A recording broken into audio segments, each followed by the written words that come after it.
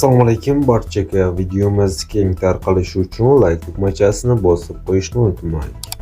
Like bosgan insonni Xudoyim doim qo'llasa. Diqqat qiling. Ertaga O'zbekiston hududining deyarli barcha viloyatlarida havoning harorati birdan o'zgarib, yog'ingarchiliksiz bo'lishi kutilmoqda.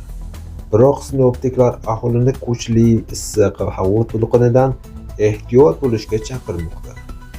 Kunduz havoning harorati aksariyat hududlarda 40 daraja atrofida bo'ladi. Janubiy viloyatlar va cho'l atroflarida esa harorat 41-43 darajagacha ko'tarilishi mumkin. Bu esa salomatlik uchun o'ta xavf tug'dirishi ehtimolini oshiradi. Kechasi havo nisbatan iliq bo'lib, havoning harorati 22 daraja atrofida saqlanadi.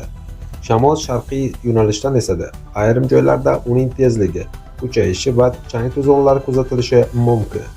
Mutaxassislar ayniqsa keksa yoshdagilar, bolalar va surunkali kasalligi bor fuqarolarga kunning eng issiq vaqti soat 12:00 dan 17:00 gacha ochiq havoda uzoq vaqt qolmaslikni tavsiya etmoqda. Eng so'nggi havo ma'lumotlari va dolzarb yangiliklarni kuzatib borishda davom eting. E'tiboringiz uchun rahmat. Sog' va salomat bo'ling.